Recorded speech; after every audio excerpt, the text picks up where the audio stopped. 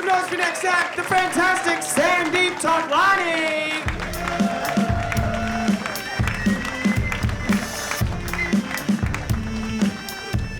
Thank you, guys. Thank you for applauding when I came on stage. It's good to get appreciated by white people. Yeah, part of me just thinks I've made it.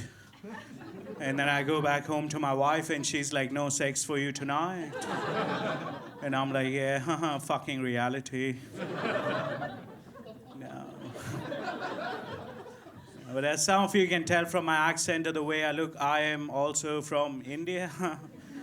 The difference between me and Daniel is that I'm not fucking going back.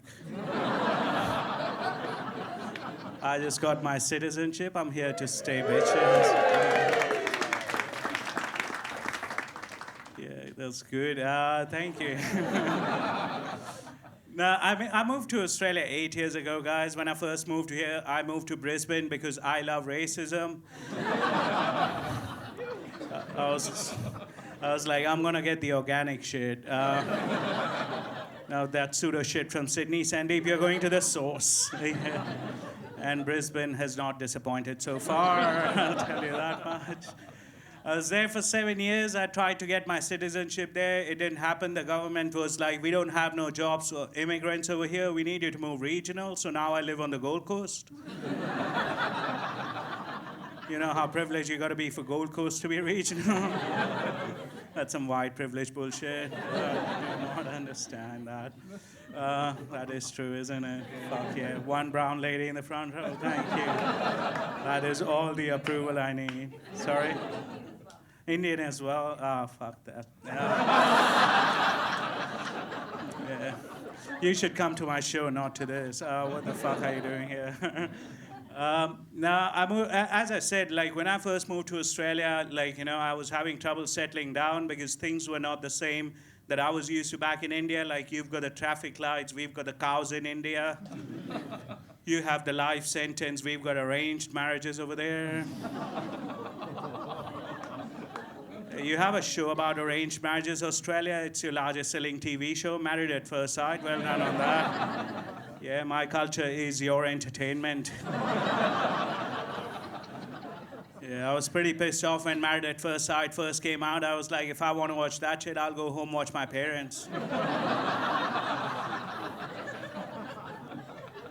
Also, there's no Indians for the first 2 seasons. What the fuck is going on? Like, how do you have a show about arranged marriages and not have the experts on arranged marriages? Sure. That's how you know it's a scam. There's 1 billion of us in the world and you guys couldn't find 2.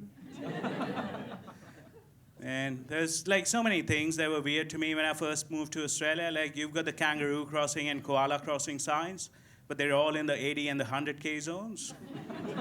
I don't know if you want me to slow down or run them over.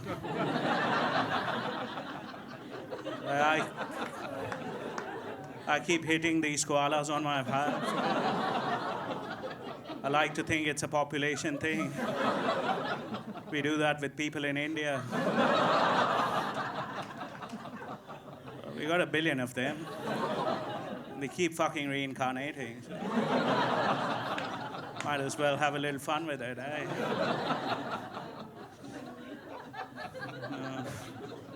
It's cool, it's cool. Like, as I said, you do weird things, man. You willingly turn off your lights every now and again. You call it the Earth Hour. We call it Thursday. The government usually does it for us in India. You take baths, that's still weird to me as an Indian person. Like, you fill a gallon of drinkable water in a bathtub, just lay in it because you're stressed.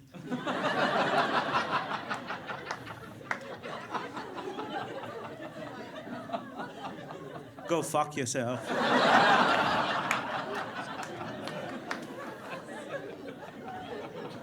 If I had that much drinkable water back in India, I'd own a small village, guys. Like, no, I do make all these jokes about Australia, but I've learned a lot of new things after moving to Australia. Like, my learning actually started when I landed on the Brisbane airport. The guy who stamped my passport, the visa officer, said this one thing to me I'll never forget in my life. He said, "Welcome to the land of opportunities and safer skies." The next day I got decked by a magpie, so fuck your safe skies. Put that on a brochure is all I'm saying, all right? Like, after I moved to Australia, I learned that I can feed my whole family for $5 a day because World Vision told me that.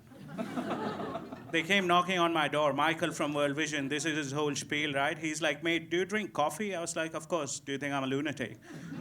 And he's like, how much money would you be spending each day on coffee, mate? I was like, I don't know, maybe $5 to $7 a day. And he goes, did you know that you can feed a whole Indian family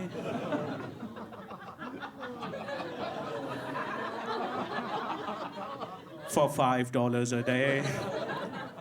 And I was like, mate, what the fuck are you talking about?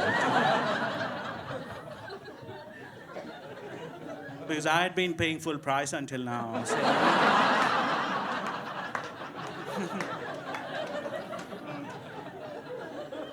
It's like, is there something on Centrelink that I'm not aware of?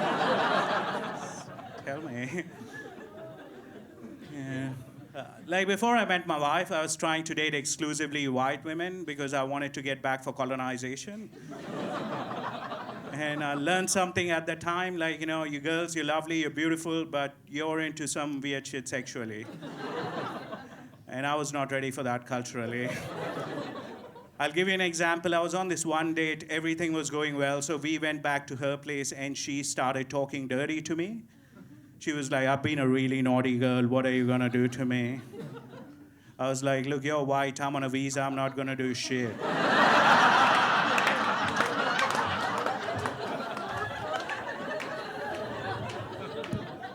Yeah, that's been my time, guys. But I've got a show. I'll hand out flyers after the show if you're keen. Please come along. It starts tomorrow at the Enmore. Have a good night. I've been Sandeep Totlani. Take care.